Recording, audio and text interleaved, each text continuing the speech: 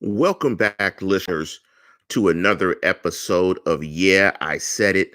And as always, the program is hosted by yours truly, Lance Williams. Before we jump into the program, I want to give a big shout out to Jeff Hartman, the co-editor of BehindTheSteelCurtain.com. I guess Jeff is the main editor and Dave is the co-editor. Big up to Dave, the oracle of BehindTheSteelCurtain.com. Jeff is also my co-host on The Standard is the Standard and the Homer and the Haters show. Big up to Who's Bad? Brian Anthony Davis. And big up to Tony Defio, the outstanding podcasters on BehindTheSteelCurtain.com.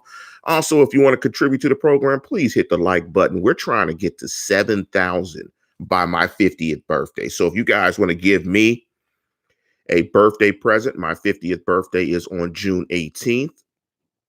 Please subscribe to the show by hitting the like button. And also, I want to encourage you guys to hit the $ in the corner of your screen if you want to put your question at the top of the queue. We'll get to that. That is totally up to you. You guys work hard for your money. And if you give us some of it, it is much and greatly appreciated. The title of this program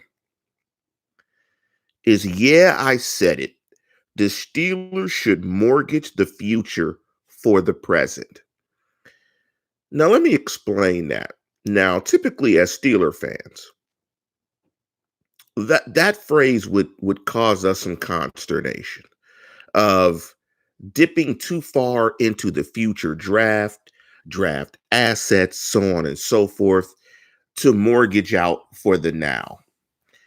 Because the Steelers have historically been a team that builds through the draft. They identify their own talent. Once they draft it, they re-sign it. That's how they roll. That's the Steeler way. But let me give you the reasons why the Steelers should mortgage the future for the present. When you arguably have a Hall of Fame quarterback, Hall of Fame GM, and coach, and when the QB, who's a Hall of Famer, is long in the tooth, you have to be in complete go mode and you have to mortgage your future for the now. The odds of having all three pieces at once, and because in the next 2 years, you could not have any of the pieces. Ben only has 2 years remaining on his contract. Kevin Colbert is year to year. And I know it hurts when I say, it hurts some of you guys when I say that Mike Tomlin is arguably a Hall of Fame coach. He's in the last 2 years of his deal, I believe. His deal is up the same as when Ben's deal is up. And I believe that's in 2021. Correct me if I'm wrong on the live chat. So when you arguably have a Hall of Fame quarterback in the last lap of his career, a Hall of Fame GM, and a Hall of Fame coach in your building for a limited amount of time, 2 years, because I think at the end of those 2 years, all three of those players or people will not be in the building, be it the quarterback and the coach and the GM. Because of that, you have to mortgage the future for the present. The Steelers have to be in complete go mode. Kevin Colbert, Mike Tomlin, they have to put their foot and pedal to the metal. Now, I also want to say this because, sure, it was one throw, but I'm going to guarantee you, they knew more about his health than we did because they're in the building, they're getting the reports. They want to be coy with you guys and say that they were shocked that Ben threw a football. They weren't shocked. When you hear Kevin Colbert's tone and talking about Ben Roethlisberger and his rehab, he feels excited. He said, in fact, that they thought that that Ben Roethlisberger would be better than ever. So they have to go in complete go mode because there is no guarantee moving forward that you will be set up to have a Hall of Fame quarterback, a Hall of Fame GM, and a Hall of Fame coach all in your building at the same time. With that being said, look at the track record when it's been all three: Super Bowl and another appearance in the Super Bowl. The success is there. Now, to Ollie Howard, species 5618, he says, Lance, next year maybe, but it's harder to make noise in the draft without a first round pick. So when I say mortgage your future, I mean dip into draft assets in future drafts to move up into the first round if need be. When I say put your pedal to the metal and be all in and mortgage your future, I'm saying do whatever it takes to try to get that seventh Lombardi while you have those three principal figures in your building. So whatever paradigms, whatever strategies that are normally the Steeler way, throw that out. It's got to be, like T.Y. said, all in. Pedal to the metal. B/LLS to the walls. I don't want to say the complete phrase because kids might be watching, but it's got to be all in. Because once Ben leaves the building or Tomlin or any combination of the two, you're in rebuild mode anyway. And you don't tiptoe in rebuild mode because you go all in. If it doesn't work and you stink after either one or the two or combination of them leave, guess what you get? A high draft pick to start the rebuild. Steeler fans are built for it. Steeler fans are built for tumultuous time. Let me not assume. Older, grizzled Steeler fans from the north side are built for the long haul. Some of you young Steeler fans aren't necessarily built for the long haul. And let me just solidify my thought, and let me just back up what I'm saying about you having a Hall of Fame quarterback, Hall of Fame GM, and a Hall of Fame coach in the building. And when your Hall of Fame quarterback, your franchise player only has 2 years left, your Hall of Fame coach only has 2 years left, and your Hall of Fame GM is year to year, signing year to year deals. Let me just give you some numbers to validate what I'm saying. Ben Roethlisberger's quarterback record is 144-71-1. Playoff record, 13-8. Two-time Super Bowl winner, 31 comeback victories, 42 game-winning drives. Let me just say that again. 144-71. Two-time Super Bowl champion, 31 comebacks, 42 game-winning drives. Now it appears he's healthy. Yes, I'm jumping the gun some, but why would you not go all in? And as Ali Howard, species 5618 says again, triple threat, Hall of Fame guys. It is possible for the Steelers. It may never get better than this moving forward. Hall of Fame franchise QB, Hall of Fame coach, Hall of Fame GM, Bionic Big Ben, 144-71-1, two-time Super Bowl champion, 31 comebacks, 42 game-winning drives. Like Chris Lott said, you younger cats do not want to know what the 80s were like. It was bad. And it was fine. And it was fine that it was bad because at that point in time, what did they have? They had a Hall of Fame. They had Hall of Fame guys in the front office. They had Chuck Noll and they had Terry Bradshaw and a Hall of Fame defense. So what did they do? They went all in. And Mr. Big said, get Big Ben a stud back like J.K. Dobbins. I wouldn't be mad at that. I can't remember the name of the kid from Wisconsin, but there was a kid from Wisconsin that went out and ran a 4.41. He was flying at the Underwear Olympics in the combine.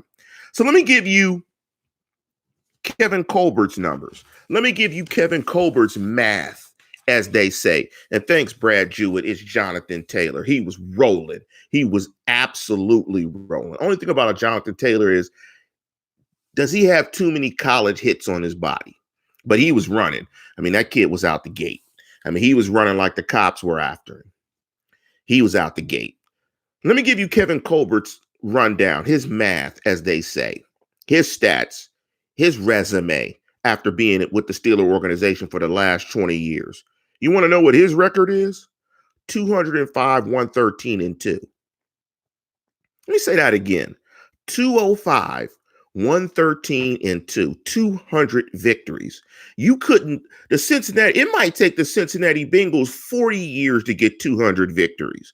Just put that in perspective. It might take the Cleveland Browns 300 years to get 200 wins.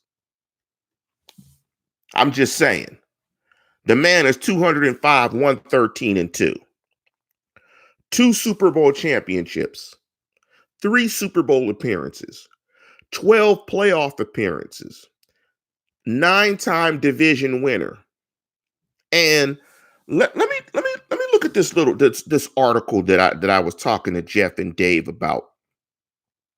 Let me just list some of the guys that he's drafted. And this is why I also feel confident about going all in. Is because Kevin Colbert, in his 20-year, the time that he spent with the Steelers, has demonstrated he can find great value in the draft. And so I want to give a big shout out to Ed Bouchette of The Athletic, who talked about Kevin Colbert's 20 best draft picks. I'm just going to list them in the order that Ed Bouchette listed them. You guys can argue about it. It might be a great topic for Jeff tomorrow that's doing the burning question. Maybe you guys should ask Jeff, who does he think Kevin Colbert's best draft pick is? So let me go from 20 to 1. 20, a tie between Willie Colon, 4th rounder, and Kelvin Beachum, 7th rounder. Very quality players. If they could find another Kelvin Beachum, they'd be solid in the 7th round, because that's one of the needs, I think, is they got to get younger at the offensive line position. Number 19, Willie Gay. We all love Willie Gay. Big play Willie Gay. That's all I got to say. Y'all got the rhyme scheme, right? Let me just break it down for you. Big play Willie Gay. That's all I got to say. I got bars. I have better bars than Mr. Butt Naked and Rob. Big play Willie Gay. That's all I got to say. See, I did it for you 3 different ways. Number 18, Mike Wallace. I mean, he led the league at one point in time, 19.4 yards per catch. Mike Wallace caught 234 passes for the Steelers, averaged 17 yards a catch. We all know Mike Wallace put in work for the Steelers. Number 17, Clark Hagans. Solid guy. Solid bookend outside linebacker to go with the Stars. Solid guy. Number 16, Larry Foote. We all know Larry Foote's work in that defense in the interior. Solid player for years. Santonio Holmes, Super Bowl MVP. The catch. The Steelers catch. Number 14, my guy, Max Starks, into the program, 3rd round draft pick, drafted in 2004, the same year as Ben Roethlisberger. 2-time Super Bowl winner, starting tackle on both right and left tackles for both Super Bowl championships. Brett Kiesel, 7th rounder. Number 12, Ike Taylor, 4th rounder. Mr. Butt Naked and Rob, Le'Veon Bell, 2nd rounder. I'm going to keep giving you these names. This is showing you that if you want to go all in, maximize the draft, give up some assets to strike while it's hot. Number 9, David DeCastro, 1st rounder. Number 8, Casey Hampton, 1st rounder. Cam Hayward, first rounder. So you see he's hitting in the first rounder. That might be why the Steelers need to sell out to get into the first round and sell out everything now, mortgage the now. Mortgage the future for the now. So I got Casey Hampton, Cam Hayward, number 6, Antonio Brown, Mr. 3rd and 5th, Gummy Richards. Outstanding draft pick, production out of this world, 6th rounder. Number 5, TJ Watt, another slam dunk first rounder. Heath Miller, another slam dunk first rounder. Marquise Pouncey, another slam dunk first rounder. Number 2, Ben Roethlisberger, another slam dunk first rounder. And last but not least, according to Ed Bichette, in his opinion, the best draft pick ever by Kevin Colbert and his tenure with the Steelers, Troy Polamalu. I can't argue with that because Troy got a gold jacket, and we all know Troy's work. First ballot man. Got into the Hall of Fame a couple of weeks ago. We all know what Troy's work is. Just go to YouTube if y'all not familiar, and you can go see Troy get busy. So when you want to, if the prospect is mortgaging the future for the present, you got a Hall of Fame guy in your front office that can do that. He's a guy that I just listed the players should show you that he has a track record of success. He has a track record of identifying talent high in the draft and low, and bringing in the necessary players for the Steelers to succeed. But last but not least, and this is the most controversial of the three, but he's a Hall of Famer as well. And I know it's going to kill some people because of the word, obviously, bad challenges, and the fact that the Steelers have not won a Super Bowl every single year. But Mike Tomlin's a Hall of Fame coach as well. 133 and 74, 642 winning percentage. A couple of years ago, in his first 11 years, 116 wins, only behind Shula's 117. 15 and 8 in the playoffs. One-time Super Bowl winner. 2 Super Bowl appearances. Six-time division champion. No losing record. 8 10-plus win seasons. So, again, you've got the holy trinity of greatness in your building. Franchise QB. Hall of Fame QB. Hall of Fame GM. Hall of Fame coach. When you see that is going away very soon, and when you know how difficult it is to get all of those together, and you know that one branch of the triangle or corner or, I don't know, quadrant, I don't know what it is. Dave Schofield knows that. The Oracle's all knowing, so he knows what that is. When one of those is going, possibly the most important of them, the quarterback, you got to be in all go mode now. Because of the three, the hardest to replace is the quarterback. The Steelers have had 2 franchise quarterbacks in their history, and they have resulted in 6 championships. So because you have one in the last 2 years of his deal, and I think he'll be 41 or 40 by the time, you've got to mortgage the future for the now. You've got to, hey man, you got to be on the gas, full pet. I don't care what they do. Whatever they do, I want them to be as aggressive as possible. I love the Minkah Fitzpatrick deal last year. Now, it might not tie in directly with what I'm talking about, but I love the fact that they got out of their typical standard operating procedure, did something different, and got an all-pro player out of it. Be aggressive. Be ultra aggressive. The time is now because they've got the triangle that is absolutely critical to succeed. On top of that, the ownership group is fantastic. So if you throw a great ownership group, great coach, great GM, and a great quarterback, and when the quarterback is leaving within the next 2 years, you owe it to the fans, you owe it to me, you owe it to everybody to go absolutely all in. Now, what will help them, and I don't want to go into the numbers and into everything else in terms of the cap. They need a salary cap sign to help them with they need a new collective bargaining agreement, not a salary cap sign, but they need a new collective bargaining agreement to help with their to help with their cap issues. Another thing on top of having the Hall of Fame three, Ben, Colbert, Tomlin, is for the first time in years, they have a championship defense. And the reason they have a championship defense is because their secondary is extremely good. They can defend the pass very well. Nelson and Hayden were very good. Minka is Minka. And Edmonds, I still feel, is developing, and there's a lot of upside because of his physical ability with Edmonds. So you finally have a secondary that can cover. Hilton is solid.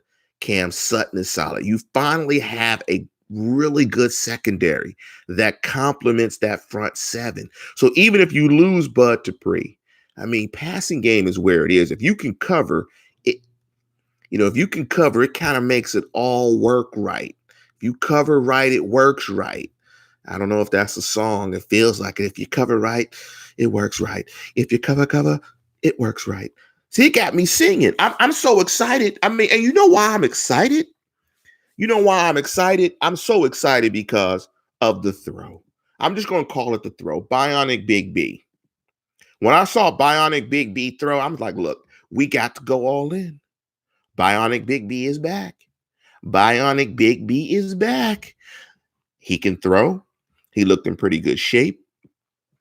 So it's necessary, I think, in this draft, and I've talked about it, they've got to go all offense. They've got to get him all the weapons that he needs. They need to start averaging close to 27, 28 points a game. They've got to get that offensive average up. And they got to give him weapons, running back. They need an offensive lineman. I think in the second round, that's the pick they go. You want to give him a running back. You want to give him a wide receiver, tight end. They need all off. It needs to be all offense. If you want to go defense late, I'll give you that, but it needs to be all offense. I'll be disappointed if in the second round, the first pick is a defensive lineman. I'll be disappointed because I think they need to upgrade to their offensive personnel. Big Ben needs all the weapons that he can. But when you have Hall of Fame coach, Hall of Fame quarterback, Hall of Fame GM, some of the best ownership in football, Art too, and your franchise quarterback is at the end, it's all now. You have got to mortgage your future for the now and go all in and try to get this Super Bowl in the next 2 years. Because once the three starts to break up, who knows where this goes? You just don't find Tomlins. You just don't find Colberts. You just don't find Big Ben. And the Big Ben piece of it is the hardest to find. You just don't find these pieces. And when you have them all together, and they're working on the same accord, you have to go all in, especially when the quarterback may not be there past 2021 or the coach and the GM is year to year. So they owe it to Steeler Nation to go all in. So let me go back through some of the comments. I'll start from the top. If you guys have a super chat question that you want to jump in, make sure you hit the $ button. Please like the program.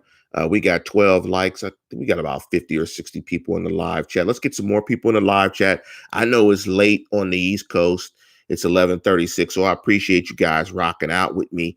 And if you guys are in the West Coast, you're just getting ready to get loose and go out, because I know after I do this show, I'm having some cognac. And so, hey, I'm 50. I'm grown. I'm from the north side. I'm about to have me some cognac, baby. No, I'm not having Hennessy. Don't stereotype me as an older 50-year-old black guy drinking Hennessy. No, I'm not drinking Hennessy VSOP. I do like Nas, the MC, one of my favorite MCs, but I'm not drinking Hennessy VSOP. No, I'm not. Actually, I'll be drinking some Proper number 12. I'll be drinking some of that cognac as we exit the program very soon. So big up to Delta 9 MDA, who celebrated his 50th birthday. Big up to you, 1970 babies. Big up to you. Big up to moms. Moms is on the program. Big up to my mom. She says she loved the title of the program. We always got to big up moms. I've already read some of the comments from Ali. Let me scroll through here. Mr. Big said, I have a feeling that the Steelers are going to go O-line in the second round. I do too. I do too. I think they need to get better on the interior of that offensive line and get more athletic. Unfortunately, I think that'll mean that Ramon Foster gets cut, but we'll see. And some of that will depend on if they sign a new collective bargaining agreement, because I'm hearing that the cap could jump to 233 million. If it jumps to 233 million, they got enough money to pretty much keep everybody. Double HH says we need to go all in also, finding the next coach and GM prospects this year and prepare to pull the trigger. QB situation will be hit or miss, but manageable if we have a killer running game. I don't know if he means get rid of the coach and GM this year. I think if you did that, you'd be terrible. So I don't agree with that, but I do agree with the sentiment that they need to be all in. Chris Lott said it's not hard for Lance to crush Butt Naked and Rob lyrically. You know it, Chris. If you guys want to hear me flow on the mic, go to YouTube, look up the song Just Rap, and type in Just Rap in Swahili, Swahili, and that is me rhyming. And I may put it on the super chat. I may put it on the super chat so you guys can hear me MC and flow and get busy, because back in the day I still got skills. Now I'm not going to demonstrate them now, but if you're a good MC, a dope MC is a dope MC. Without a record deal, all can see, a little bit of KRS-One. But yeah, I mean, going back to just the general premise of the show, I mean, it's now or nothing, because it's too hard to get all of the pieces that I talked about in the building. Now, people might argue they should have had more success. And, it's hard to win championships, but they've been pretty successful. I mean, they have been extremely successful with these three people in the building. Yes, you might want them to be as successful as the Patriots, but the Patriots run that team up north. I mean, that's just, that's historic stuff. I mean, it's really hard to replicate that. And if that's what success means to you, then nobody's going to have success. Let me jump back into some more comments. Brad Jewett said Juju, Martavis Bryant, Mike Wallace, Plaxico Burress, Justin Brown, Randall L., all big receivers, all Colbert draft picks, all great players. Or actually, I'll take that back. I might be wrong. I don't think Plaxico Burress. No, I think Plaxico Burress actually was a Colbert draft pick. If I get that wrong, let me know. Double H clarified and said, no, I mean, we need to find the replacements at GM and coach now, since both of those guys are going out when Ben does. And hopefully those guys are on the team. Maybe it's Tara Austin. Maybe it's Matt Canada. To Steelers Pittsburgh's point, Tomlin is young, but he's old in football years. He's been around for a while, and it's a grind. And, I don't know if he is long for doing this after his franchise guy is gone. Plus, he has children that are going to college and playing football. And, this takes a lot out of families, and he's been absent for a large part of it.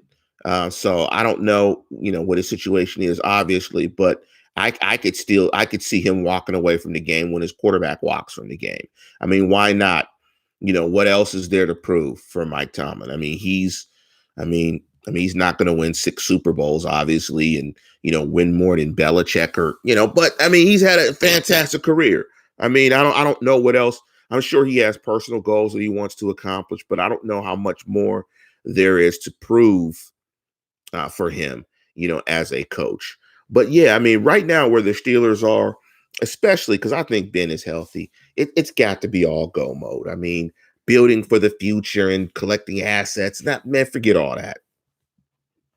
Forget all that. You got an old franchise quarterback. You got a Hall of Fame coach, Hall of Fame GM. You got them all in the building for possibly another 2 years. You've got to do everything.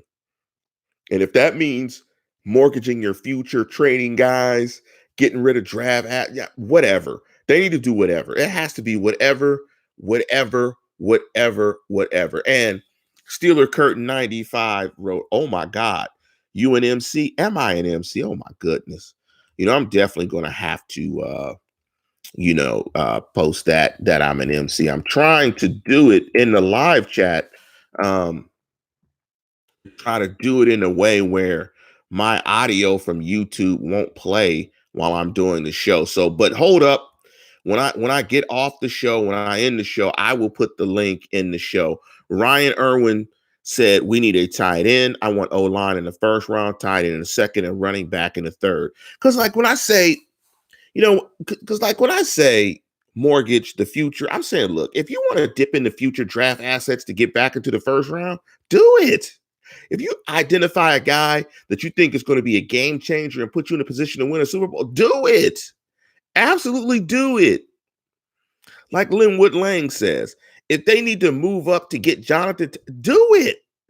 Do what you feel is best for this team to win a championship. And that if that means being ultra aggressive and getting out of your comfort zone to do that, that's what I'm talking about.